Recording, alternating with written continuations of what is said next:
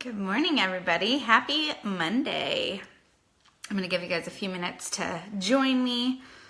East Coast, you guys are well into your way, but West Coast, this is for early risers. I don't know if it's considered early. It's like 8:30. But I'm going to give you guys a couple minutes to pop on and chat with me. So I wanted to talk to you real quickly about something that was kind of brought to my attention this weekend, and it's something that I feel like I've heard before, but maybe not in this way, and it impacted me profoundly. Good morning, Terry. It impacted me profoundly, and I wanted to share it with you guys because I feel like, for us, we have such an opportunity here in this life to do good things, to be good people, to communicate with others, to build relationships. And, whether it's a business relationship or a personal relationship, we have an opportunity here.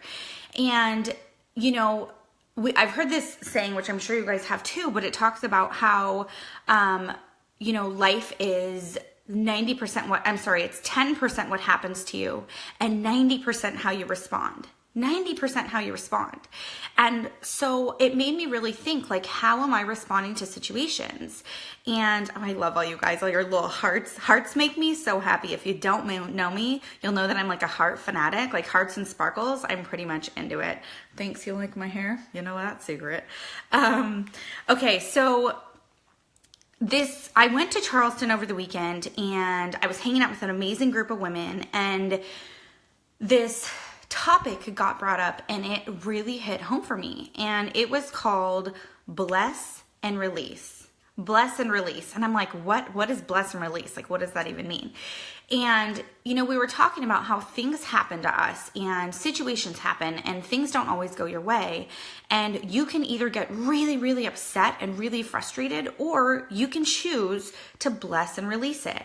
So I was talking to Ryan about this afterwards, and we were talking a lot about like what exactly that means to us, because some different examples came up.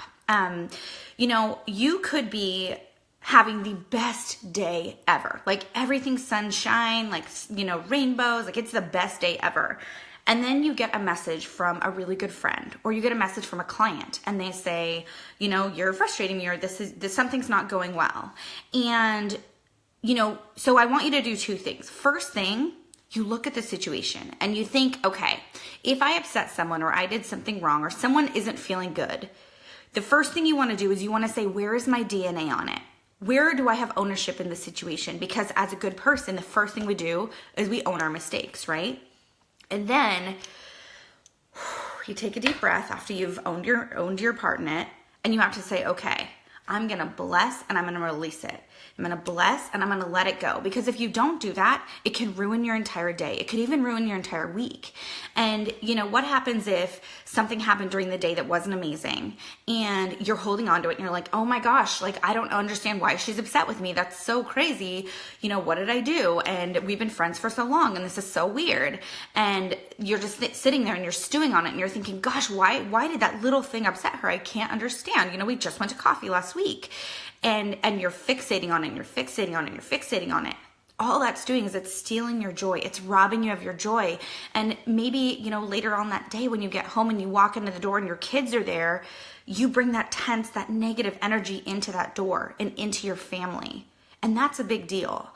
And, it's an amazing thing to think that we have the power inside of us to actually choose how we respond to a situation. So Ryan and I, we have a sign in our house. A lot of you guys know that we met on Tinder. We swiped right.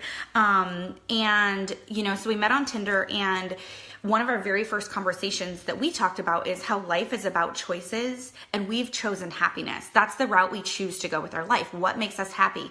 Who makes us happy? What conversations make us happy, right? And if the people don't make you happy or the conversations don't make you happy, well, guess what? You have an opportunity to change it, right? So in our house, side note, super cute. When we moved into the house, as you guys know, I kind of am his realtor as well as his wife. But when we moved into this house, I got this sign made for him, and it says, life is about choices. In this house, we choose happiness. So cute. Okay, so the other thing too is, Ryan and I were chatting a little bit about this conversation. And I said, oh my gosh, bless and release. Like, what a powerful phrase. Like, that's amazing. Just give it to God and let it go, right? And he said, you know what it is, babe? It's about defending your happiness. And I'm like, whoa, what? And he's like, it's about defending your happiness. It's about looking at what makes you happy and defending it with everything you have. And so he is, for example, when he's driving and he's going to park somewhere and someone takes his parking spot, like he sees the spot, he's going for it, and then someone jacks his parking spot. And he's like, what the heck? And if he would have said, oh my gosh, what a jerk. I can't believe you took my parking spot. That was going to be my spot. This is so annoying. Then he walks into the grocery store and he's getting what he needs to get. Not that Ryan goes to the grocery store. Let's be honest. I'm a grocery store person, but unless he's with me.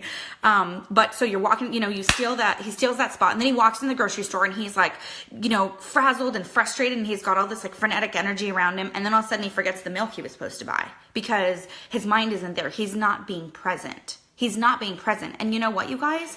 You have to be present to win. I learned this at the Realtor.com Summit. It was this awesome woman on stage, and she was talking about how we live in this world where technology is here and life is here and things get so crazy. And so often we are so dang glued to our cell phone and technology that we are missing the moments around us. We're missing the beauty around us. And so she said, you guys, you have to be present to win. Now, those of you who know me personally know that I am big on positive affirmations and goals. And actually, if you know me on Facebook, you know that too, because that is my life. And one of the things that I choose to work on all the time is being present, because the one thing that our family and our friends want from us is our time. They want us to be connected, and they don't want us like on the iPhone prayer, like, yeah, totally, no, yeah, I'm listening, but you're just like texting, right? And so that's something that I really have to work on. And we have tools and techniques and stuff that we do in our relationship that keeps our relationship number one, because obviously that is my numero uno priority. But the thing is, like, you are constantly going to be tested 1 time, 5 times, 15, 60 times a day with opportunities that are going to come into your life and take your joy. And the reason I call it as an opportunity is it's not a problem, because in life we don't have problems. We have opportunities for growth. So if something comes into your world and it is messing you up, that is your opportunity to grow, to look at the situation and say, like, first step, take a deep breath, take one good deep breath. And then you need to say, what is going on here, and where can I look at the situation, take it for what it is, and then bless and release. Another thing that was interesting for us is, we tell a lot of stories in our head. So I had a situation with one of my girlfriends about 4 weeks ago. And I sent her a text message, and we talk pretty regularly, but sometimes life shows up and we don't get to communicate. And so I sent her a message, and I'm like, hey girl, what's going on? Like, let's grab coffee or something. And I had this really weird gut feeling that she was mad at me. Why she'd be mad at me, I actually couldn't tell you. So I'm racking my brain and I'm trying to figure out, like, why is she mad at me? What did I do? Oh my gosh, what's going on? And because I wear my heart on my non-existent sleeve, I'm a self-proclaimed people pleaser. I want to make everybody happy. I want them to feel really good.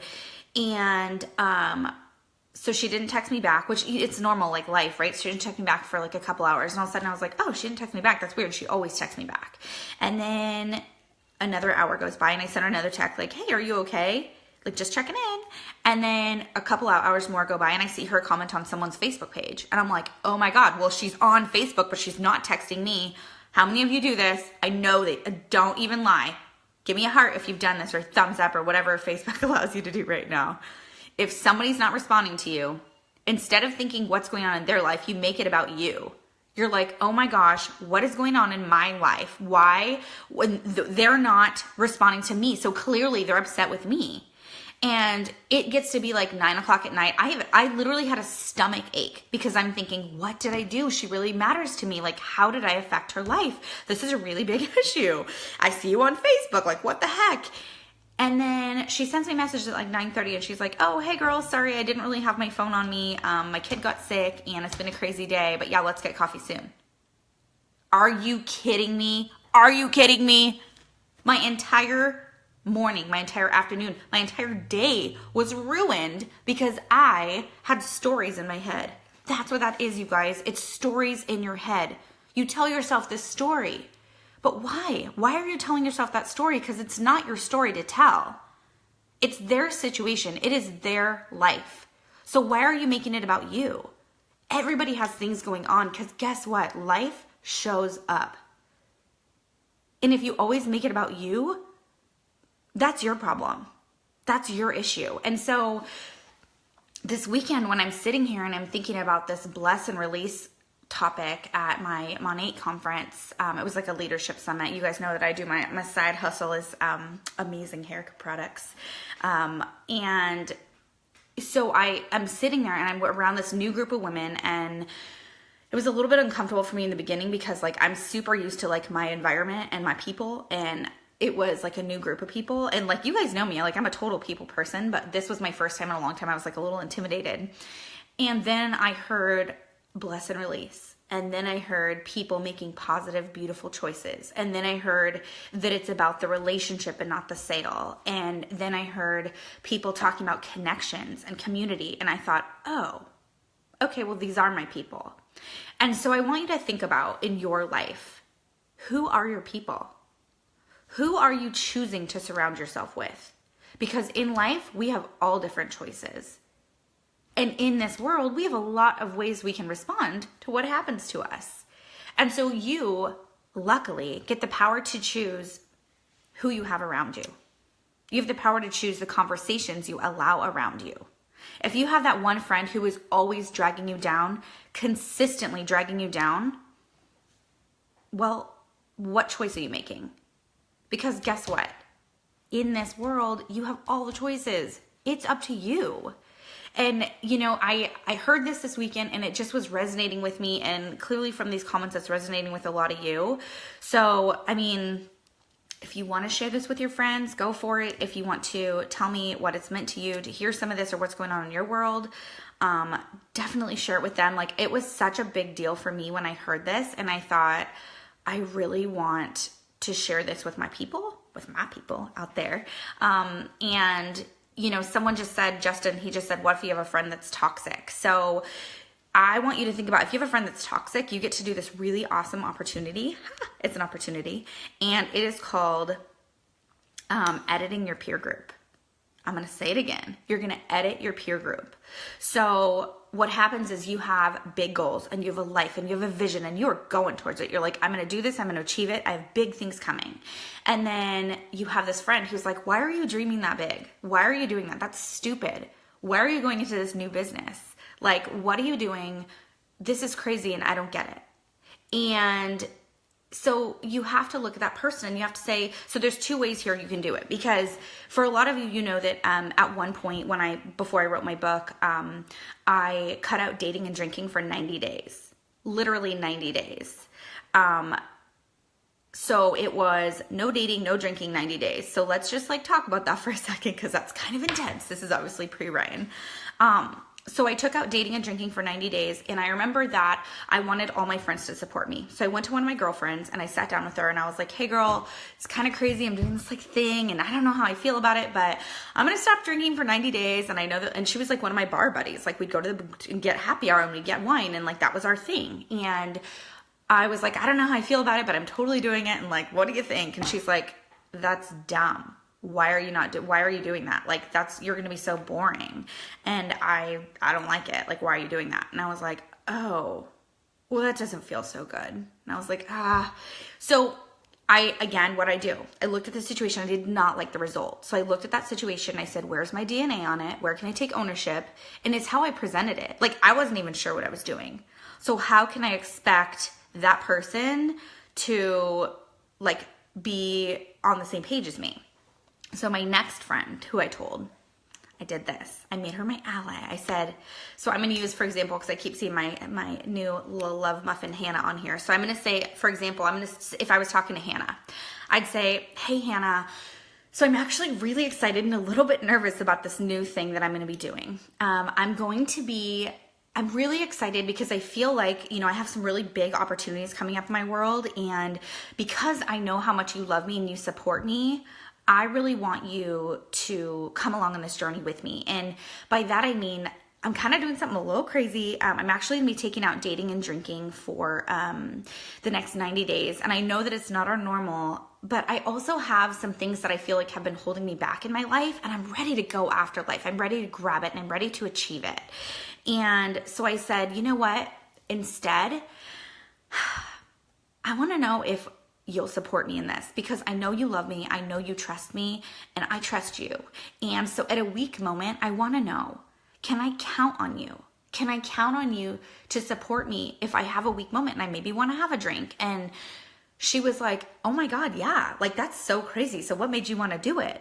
And instead of her being like, oh, that's so weird, why are you doing it? Because that's how I presented it. I told her I was excited. I told her that I had a life I wanted to go after. And I asked her permission for her to help support me in the goal. And then the most coolest thing happened is she ended up, real story, this isn't Hannah, but she ended up wanting to do it with me. And I think she made it like 21 days, but regardless, that's 21 days.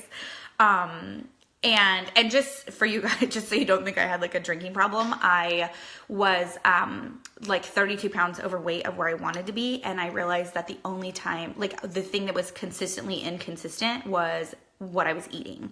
And when I would have like, I'd have really good, like, oh, I'm gonna eat so healthy today. And then the second I had like a glass of wine in me, I'm like, who wants cheesecake? And so I had to cut out that alcohol because I wanted to like really slim it on down, you know? Okay, so I hope you guys have the most amazing, beautiful Monday. It's a new week. We have new opportunities that are gonna come our way. And guess what else you have? You have amazing opportunities to bless and release. Because guess what? There's going to be a lot of things that happen this week. There's going to be some things that happened last week. Maybe there's something that happened this morning already.